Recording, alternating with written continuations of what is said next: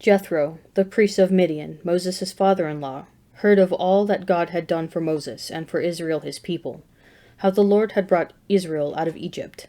Now Jethro, Moses' father-in-law, had taken Zipporah, Moses' wife, after he had sent her away, and her 2 sons, of whom the name of the one was Gershom, for he said, I have been a sojourner in a foreign land, and the name of the other Eliezer, for he said, the God of my father was my help, and delivered me from the sword of Pharaoh. And Jethro, Moses' father-in-law, came with his sons and his wife to Moses in the wilderness, where he was encamped at the mountain of God. And when one told Moses, Behold, your father-in-law Jethro is coming to you with your wife, and her 2 sons with her, Moses went out to meet his father-in-law, and did obeisance, and kissed him. And they asked each other of their welfare, and went into the tent. Then Moses told his father-in-law all that the Lord had done to Pharaoh and to the Egyptians for Israel's sake, all the hardship that had come upon them in the way, and how the Lord had delivered them. And Jethro rejoiced for all the good which the Lord had done to Israel, in that he had delivered them out of the hand of the Egyptians. And Jethro said, Blessed be the Lord, who has delivered you out of the hand of the Egyptians, and out of the hand of Pharaoh. Now I know that the Lord is greater than all gods, because he delivered the people from under the hand of the Egyptians, when they dealt arrogantly with them. And Jethro, Moses' father-in-law, offered a burnt offering and sacrifices to God. And Aaron came with all the elders of Israel to eat bread with Moses' father-in-law before God. The next day Moses sat to judge the people, and the people stood about Moses from morning till evening. When Moses' father-in-law saw all that he was doing for the people, he said, What is this that you are doing for the people? Why do you sit alone, and all the people stand about you from morning till evening? And Moses said to his father-in-law, Because the people come to me to inquire of God. When they have a dispute, they come to me, and I decide between a man and his neighbor, and I make them know the statutes of God and his decisions.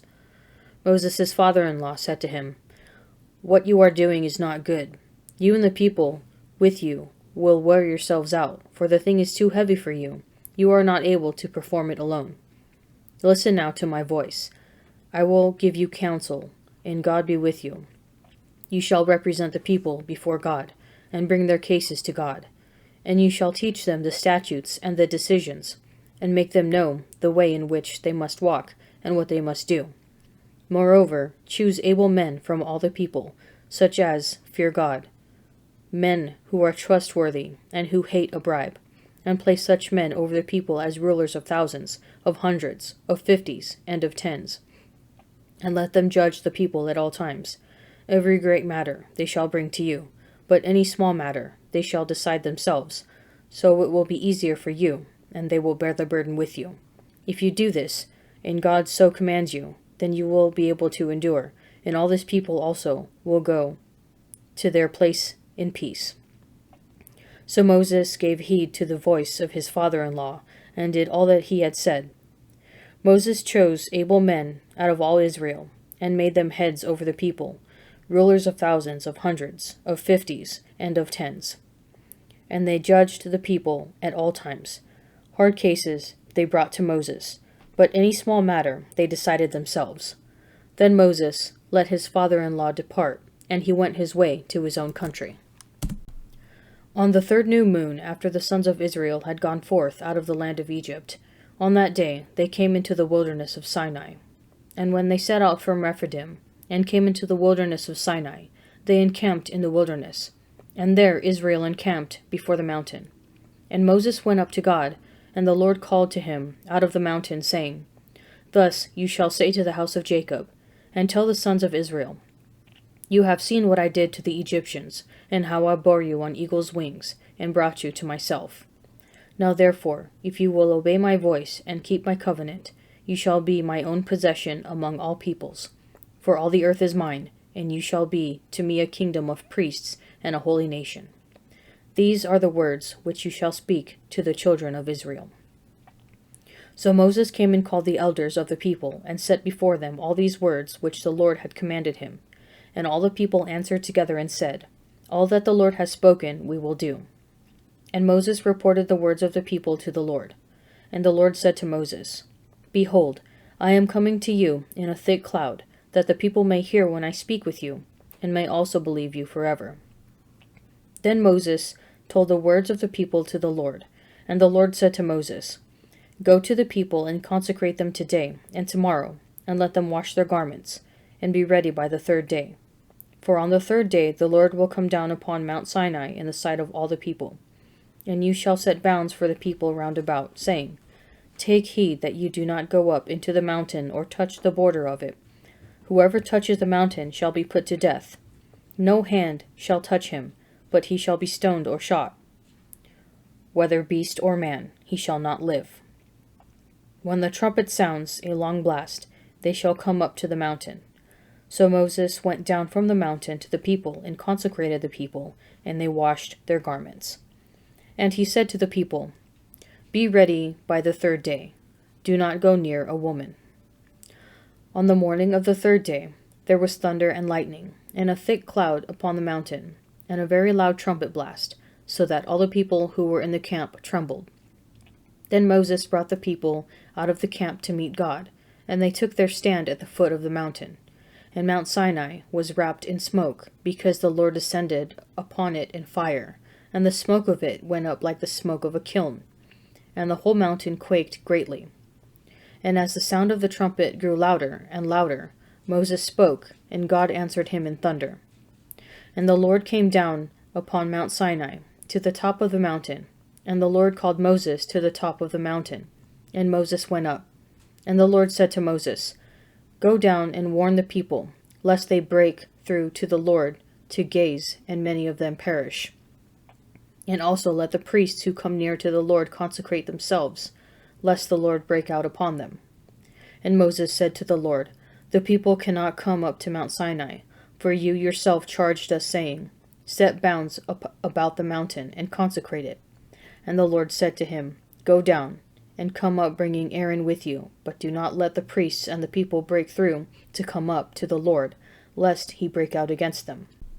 So Moses went down to the people and told them. And God spoke all these words, saying, "I am the Lord your God, who brought you out of the land of Egypt, out of the house of bondage. You shall have no other gods before me. You shall not make for yourself a graven image or any likeness of anything that is in heaven above, or that is in the earth beneath, or that is in the water under the earth. You shall not bow down to them or serve them, for I, the Lord your God, am a jealous God, visiting the iniquity of the fathers upon the children to the third and the fourth generation of those who hate me, but showing mercy to thousands of those who love me and keep my commandments. You shall not take the name of the Lord your God in vain, for the Lord will not hold him guiltless who takes his name in vain. Remember the Sabbath day, to keep it holy. 6 days you shall labor, and do all your work, but the seventh day is a Sabbath to the Lord your God. In it you shall not do any work, you, or your son, or your daughter, your manservant, or your maidservant, or your cattle, or your sojourner who is within your gates. For in 6 days the Lord made heaven and earth, the sea, and all that is in them, and rested the seventh day. Therefore the Lord blessed the Sabbath day, and hallowed it. Honor your father and your mother, that your days may be long in the land which the Lord your God gives you. You shall not kill. You shall not commit adultery. You shall not steal. You shall not bear false witness against your neighbor.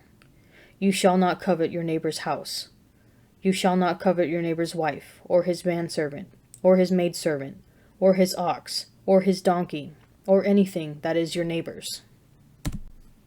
A Psalm of David.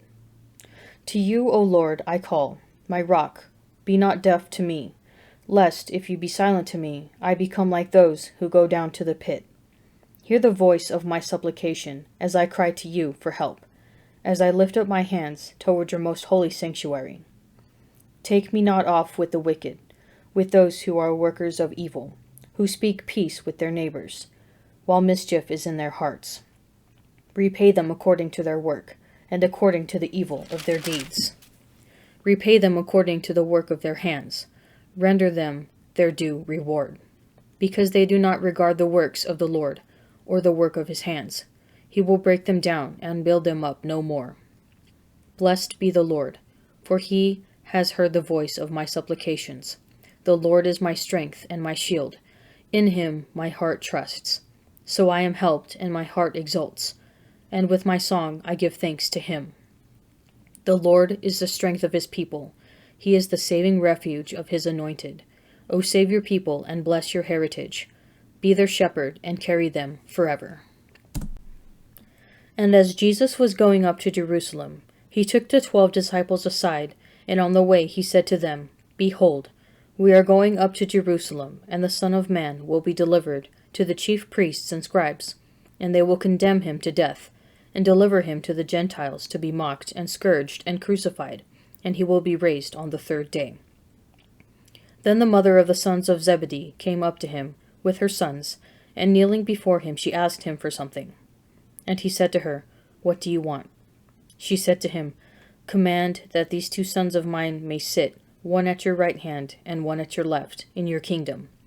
But Jesus answered, You do not know what you are asking. Are you able to drink the chalice that I am to drink? They said to him, We are able.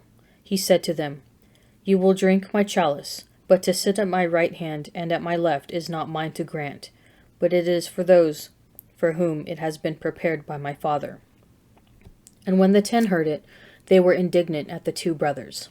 But Jesus called them to him and said, You know that the rulers of the Gentiles lord it over them, and their great men exercise authority over them. It shall not be so among you, but whoever would be great among you must be your servant, and whoever would be first among you must be your slave.